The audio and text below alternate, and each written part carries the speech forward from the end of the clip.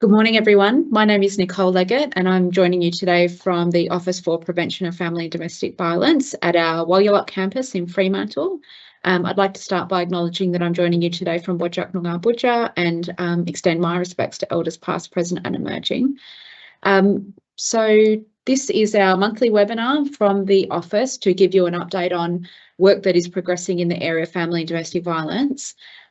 What I actually wanted to do today was to take some time to give you a bit of an update on some of the progress on actions within the Family and Domestic Violence System Reform Plan, which was released at the end of April. Like previous webinars, I'll provide you with an update on funding for services, also related to announcements made in November and April. And I also wanted to give you some visibility to work that in some cases has commenced and work that is upcoming in respect of program review and evaluation. So they're the topics that I wanted to touch on today, as well as a little bit of an update on some of the legislative changes that have passed and or been introduced in the last month as they relate to family and domestic violence. So thank you for joining me. I also acknowledge it's actually only been 2 weeks since our last webinar. We did talk about postponing, but because there has been some movement of late, both in the legislative environment and in relation to the system reform plan, we thought it would be useful to keep this webinar, but our next one will go back to that normal monthly cadence and will be towards the end of July. As always, I'll invite you to post questions as we go and I'll attend to them at the end. If there are questions that I don't get an opportunity to deal with, then we'll provide a written response. And please don't hesitate to contact me in between webinars if something comes up or if you'd like additional information. So two quite significant sorry, I've got no words today. Two significant pieces of legislation have been passed or introduced in the last month. So I really just wanted to touch on them, provide links to the relevant information, and also let you know that for our next webinar, we're talking to the Office for the Commissioner for Victims of Crime about having someone provide a dedicated presentation to you around the Family Violence Legislative Reform Bill. But I suppose at a very high level, the firearms bill passed on the 19th of June. What I've got linked for you there is the media statement and a link to the bill itself on the parliamentary webpage, which provides you a copy of the bill, but also the explanatory memoranda, which talks a little bit about what the bill is all about and what the changes are. But I guess at a very superficial level, within this firearms bill, which covers across a range of things, is the introduction for mandatory disqualifying offences, which includes family violence offences. So in the event that somebody who is a licensed gun owner is identified to be a family violence offender, whether that's identified in an incident report or identified actually in a criminal sense as an offender, then there's a process for having their licences disqualified. The second piece of legislation is the Family Violence Legislative Reform Bill. This one was just introduced to Parliament on the 19th of June and Parliament is now in its winter recess, so it won't be considered again for a few weeks. But the media statement relating to these laws, the explanatory memorandum in terms of what's in scope and what is being proposed, and also a way to track the progress of the bill, which is that last link, have been included here for your information. So this bill does a range of things, including proposed expansion to electronic monitoring of family and domestic violence offenders, but it's also proposing changes to the definition domestic violence within the Restraining Orders Act to include coercive control. So the first step in what will be many actions taken out of the Commissioner for Victims of Crime report related to criminalising coercive control. I won't say too much more about that one because we are working towards having someone from the office available at the next webinar to talk about it in more detail. But in the meantime, you've got the links there if it's something that you want to look into. So moving to our next agenda item, I wanted to take the opportunity to revisit the Family and Domestic Violence System Reform Plan, which I've presented about previously, but more specifically to talk to you about progress in respect of this plan. So what you all know and what you've all heard me talk about before is that this is a plan about how we work and how we all work together to respond to family and domestic violence.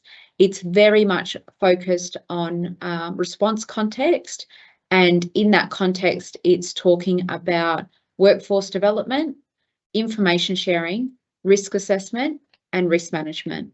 So across those 4 pillars or 4 domains, there are 17 actions, and the government has agreed to delivery of those 17 actions across a 5-year period, with twice yearly public reporting on progress. So that public reporting on progress, the actual model for it is being considered by the Implementation Oversight Group, which I'll get to in a moment, but we'll give you a way to see what's being done in relation to each of those areas, which is in addition to the updates that we'll provide through webinars like this one.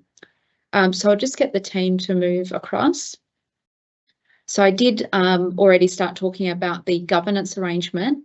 So at our last webinar, I talked to you briefly about governance. So we have established an implementation oversight group for implementation of the system reform plan.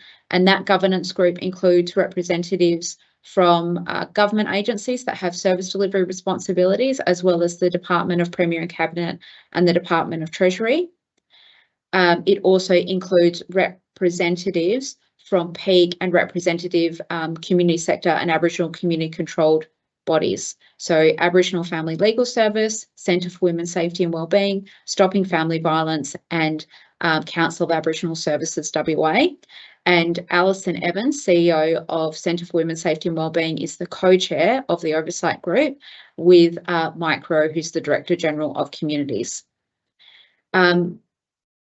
In its fullest form, the governance arrangement will also include a lived experience advisory group, and the model for that group is currently being considered by government, and will include a range of working groups. And those working groups will broadly be organised in relation to pillars of the reform plan, and will have responsibilities that relate to the delivery of those actions. So they'll be the ones that are very clearly and specifically responsible for scopes of work, design of delivery of the reform actions, as well as design of models of service that are related to reform actions, as well as for stewarding the broader sector and community engagement in those spaces. The membership of working groups is not limited to implementation oversight group members. It's specifically intended that working group members will be drawn from a much kind of wider stakeholder cohort. So we'll be looking for representation from community sector organisations, Aboriginal community controlled organisations, from academia, and other experts in the community who have very specific skills and experience in relation to the reform actions that we are intending to address.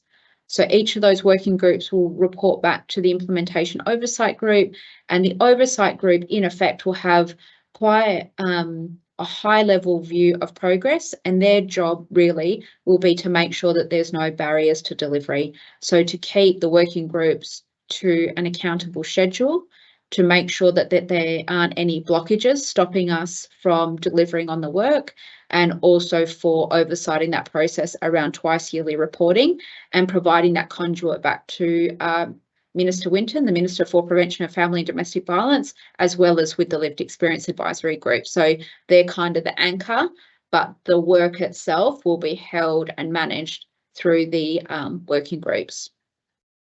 So the first meeting of that implementation oversight group occurred on the 4th of June, and the next one is scheduled for the 10th of July. So at our next webinar, I'll be able to give you a bit more detail around the terms of reference for the proposed working groups and processes for identifying membership. So that is what's going to be considered at the next meeting. So I guess just for drilling down into the actions themselves, and then what I've got over the next couple of slides is some of the early progress that we are initiating. But these are the 17 actions that are sitting in the reform plan. Although it is a 5-year program of reform, the majority of these actions will have attention and action in the first year, being 24-25. So I'm actually just going to work through each pillar now and give you some early insights to the work that's already underway. This is just an update to date. It's not intended to be a representation of what the program of work is going to be looking like over 24-25. I just really wanted to give you some visibility to how some of these things are tracking thus far, and we'll continue to do this so you keep that visibility as we go, as well as the visibility that arises through working groups and through direct stakeholder and community consultation. So I think our first pillar that we're talking about is workforce development. So in this space, the very early initiating actions that are in progress includes a request for quote being developed, which we expect will be released on Tenders WA before the end of the month, for development of a workforce capability framework. So essentially what we are doing is onboarding a consultant or another type of entity who will be responsible for developing the capability framework. So anyone who's currently registered on Tenders WA would have access to this, this one's getting released at the end of the month or before the end of the month.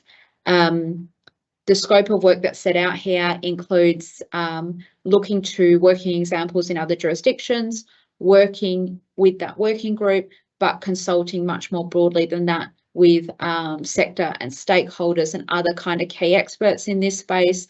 And it's to develop the capability framework, which is about being really clear about what are people's various roles in responding to family and domestic violence right across that service system, and what are the key and specific knowledge and skills that they require in order to fulfill that role. The second action that we are actively progressing is that we have a request for tender live on Tenders WA currently for a consultant or another entity to help us with the design work for the family and domestic violence workforce entity. And the workforce entity, as we've talked about before, is about a dedicated organisation that is responsible for family and domestic violence workforce development in Western Australia. And the definition and scope of that role in this early stage is envisaged to be quite broad and wide-ranging, ranging from direct delivery of training through to looking at adapting and adopting or quality assuring training programs that might exist either in WA or in other places, as well as more strategic responsibilities about broader workforce projects around employment pathways, retention, recruitment, looking at how we're building and scaffolding capability, thinking about all the things that we might want to consider in that workforce space. So in relation to that particular action area, the focus of work over the next 5 months will be a co-design process with sector, with stakeholders, with community about what that workforce entity needs to look like, what its key functions are, because that will inform the next process around the procurement for that entity, and the intention being that it is a competitive procurement process. Next slide, please. So the next domain area is in relation to information sharing. And again, these are just the very early and initiating actions. They're not intended to represent the full scope of works. But we have a reform action which is about supporting people to use existing enabling provisions around information sharing. And really that reform action, as although it's not genuinely reforming anything, has been included in the plan in recognition of the fact that some of our other strategies in this space may take legislative change and may take a longer period of time to be developed and established. So there was a felt need and agreement that it was important not only to do the reform work, but also to provide direct support around how people can support, enable and mobilise information sharing more comprehensively now within our current legislative framework. So a scope for that piece of work has been developed, and I'll be able to provide a further update at our next webinar about what the next steps are looking like in that space. In relation to the second one, which is a reform action around enhanced information sharing between specialist family and domestic violence services, this is a very specific action about how we support information sharing within the Specialist Homelessness Services Information Platform, or SHIP system. So we know that many of our services, including our refuges and safe houses, our Safe at Home program and our mobile outreach, are using SHIP to record client information. But we know that the capabilities of that system are actually far beyond what we are currently using it for here in WA. So what we have planned in relation to this reform action over the next 12 months is two specific things. One, which is listed on the slide, is that the Centre for Women's Safety and Wellbeing will work with communities and with the sector about what are the opportunities and changes that we might want to see introduced to SHIP to help us better capture and manage the work, as well as to support purposeful information sharing where we think that that's going to be useful and beneficial for clients and for the services. So there's the design piece that the centre will lead. We also have some dedicated funding for the actual IT and system upgrades to apply the design. So what the sector, I guess, works with the centre on in respect of what those opportunities are to improve and enhance that system, we have the funding available to actually make those changes.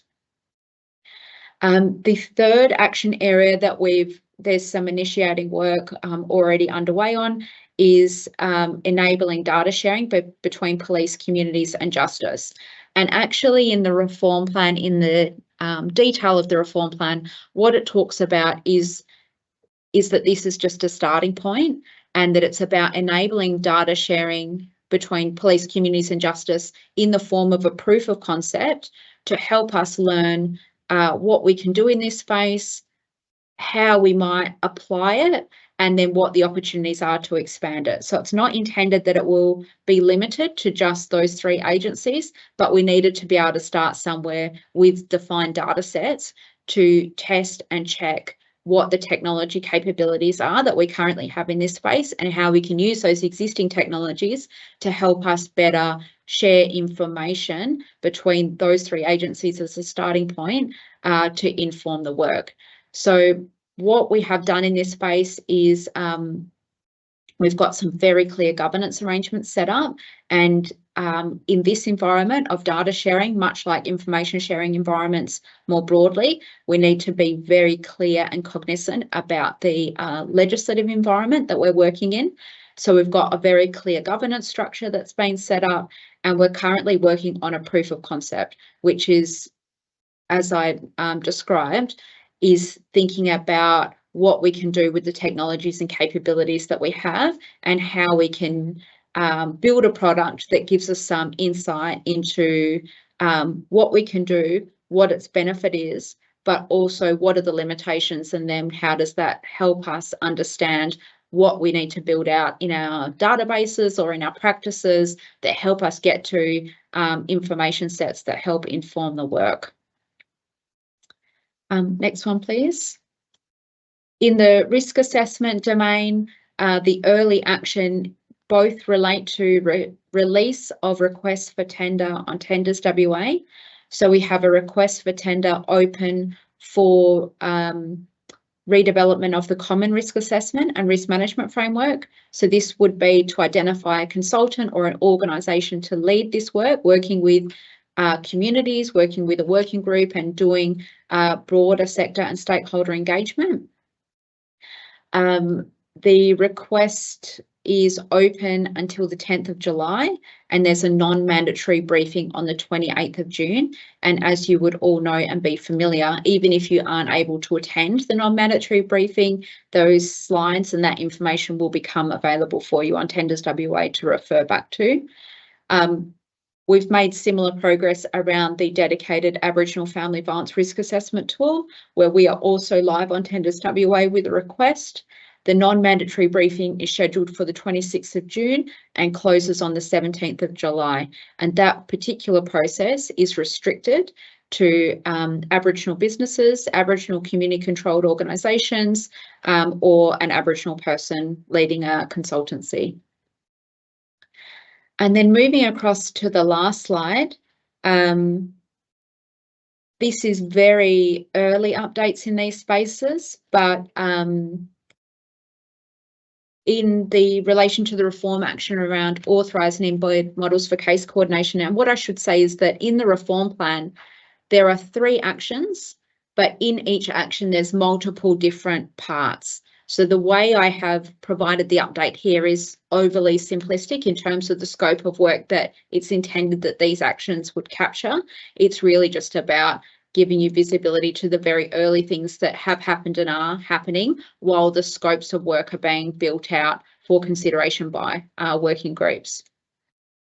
So in relation to the FDVRT expansion, there are 2 things that are being progressed as a priority. One is variations to contracts for coordinated response services to get them the expansion funding. We're also been prioritising the recruitment of family safety officers. So you may recall that we received a little bit of funding to bring forward the recruitment of family safety officers from a 3-year timeframe to 2 years, year 2 being 24-25. So we've just closed ads on Seek and jobswa.gov.au for the remaining 20 positions. We already have 14 family safety officers recruited in WA. We're looking for the remaining 20. In relation to the reform action around more investment in perpetrator responses, just one of the very early things that is underway is a draft request for quote to update our perpetrator intervention practice standards has been prepared. So we're just working that through with the Department of Justice at the moment, and it will be released on Tenders WA, and when it is, then we will circulate that advice. And a very early action in relation to the safe accommodation initiatives is that the Department of Communities has updated its housing policy in relation to family and domestic violence. So I will make sure that that link is part of this presentation and sent around, but it has been informed by some targeted consultation with representatives from the sector, and I think it is clearer about what the provisions are that are available for victim survivors in relation to their housing that's public or social housing. So moving along to the next one, these are funding updates. That first, and they predominantly relate to the initiatives that were announced in November, because we're much further progressed with those compared to the announcements that were made at the end of April. So in that first row are the contracts that have been awarded, and those ones are highlighted in purple. In the next row, it relates to the commitment around 3 new men's behaviour change programs.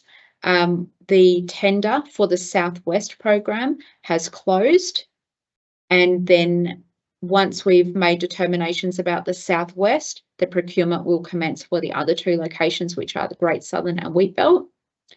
The Aboriginal Family Safety Grants continue to be live on Tenders WA, and they're closing, I think, on the 2nd of July, but I'll just have to confirm that date.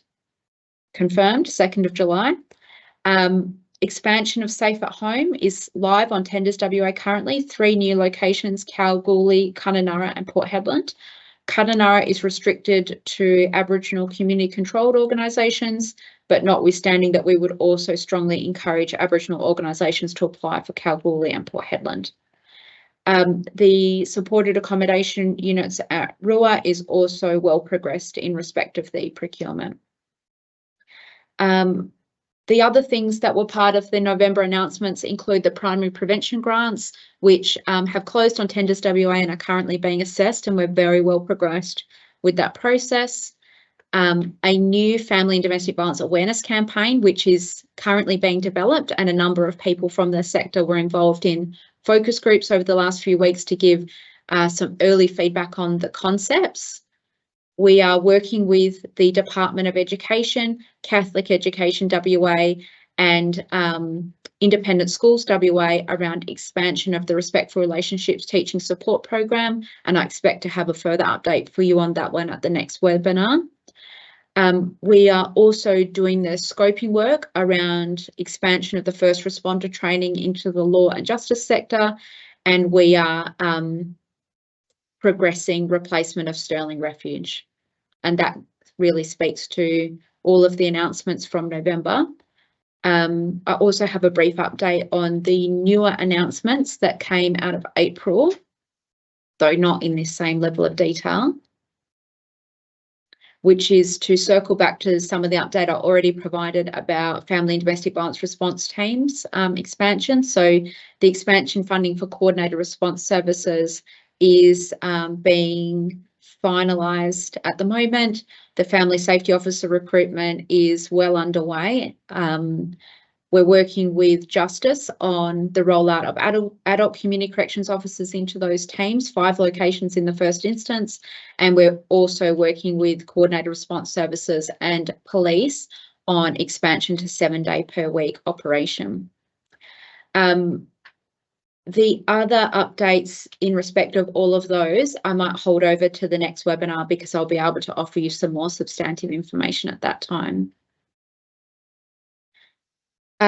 So the other thing I wanted to give you some visibility to is some of the work that is underway or planned around program review and evaluation. I guess really what I wanted to reflect on in respect of this update is that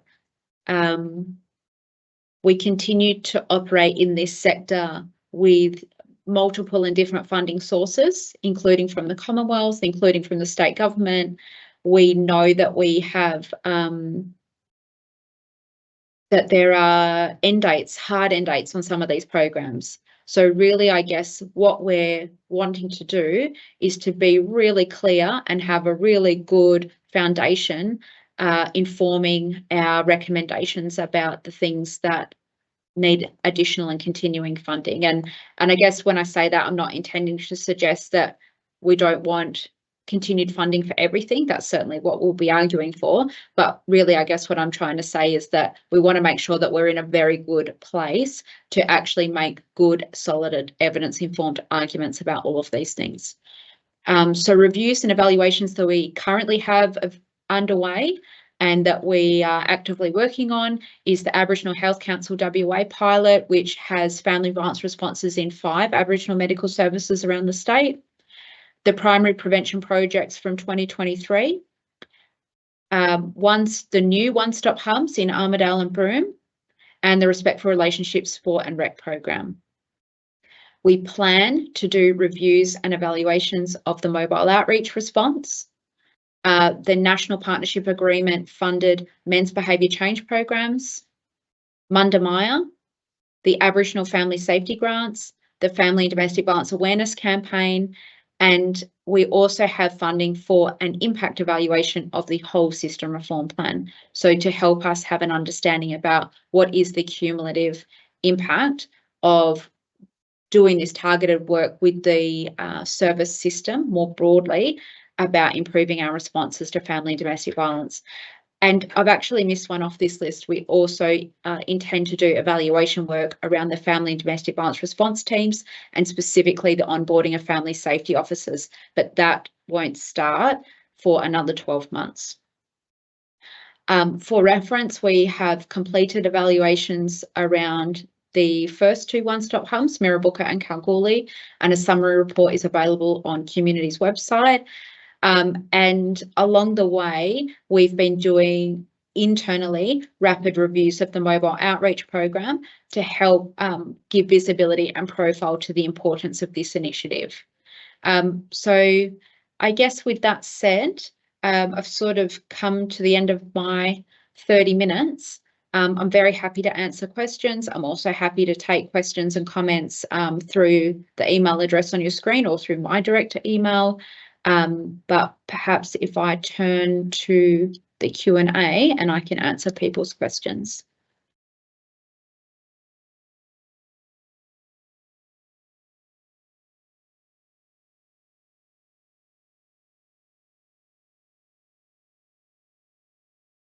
Okay, so first question is, do I think information sharing might need its own specific laws legislation, given the provisions to support it are scattered across a number of MOUs and pieces of legislation, which undermines knowledge of it and a cohesive approach?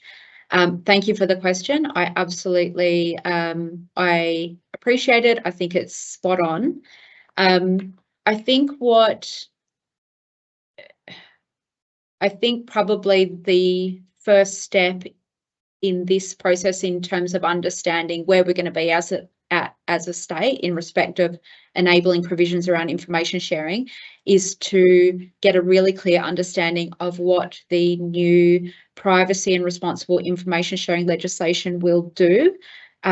So I guess part of what we are forming up as our scope of work in the information sharing space is to be really clear about what are the provisions we have, albeit scattered and not well understood in their cumulative sense. And in some cases, they're competing, so we've got issues with that as well. What will be the implication around overlaying privacy and responsible information sharing? And then what are the continuing gaps and opportunities that we need to address?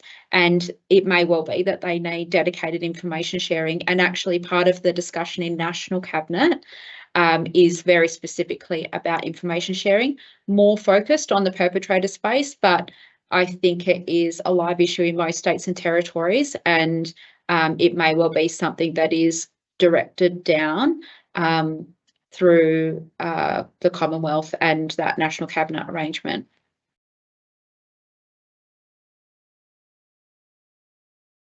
So the next question is, how will we ensure that PERP intervention practice standards are culturally appropriate for Aboriginal people? So again, another excellent question. So part of the answer to this question, though not fully, is that we actually are currently working with an Aboriginal organisation around dedicated practice standards for working with Aboriginal men.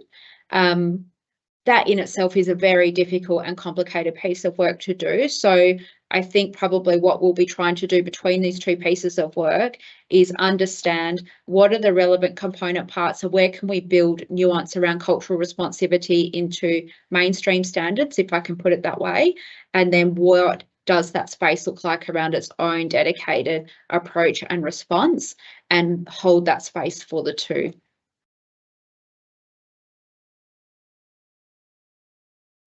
The third question is, any idea of when the outcomes of the primary prevention grants will be announced? So our hope is that they will be announced in early August, but I'm not entirely in control of that process. So that is the timeframe that we are working to, but I will continue to provide updates about that at the webinars about how that's tracking.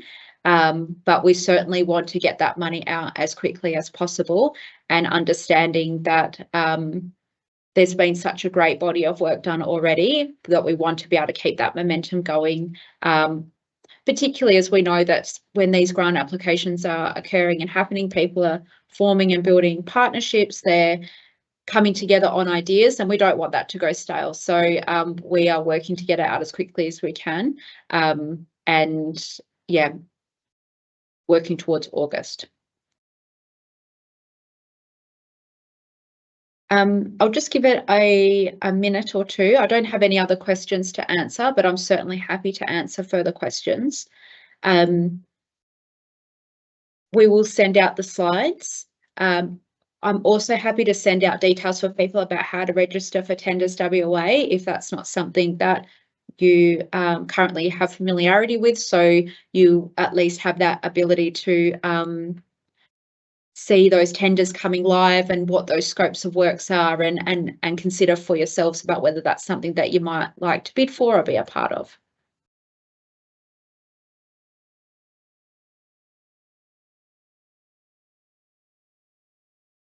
Okay, well, might close it up there, but if we do get more questions through the chat, then I'll provide answers in a written form when we send the slides out. So the chat will be open for a little while after we actually close off the session. I do thank everyone for your time. I know it is a lot to take time out of your day to listen to these updates. I look forward to, well, I don't see you, but presenting to you again in 4 weeks at the next update.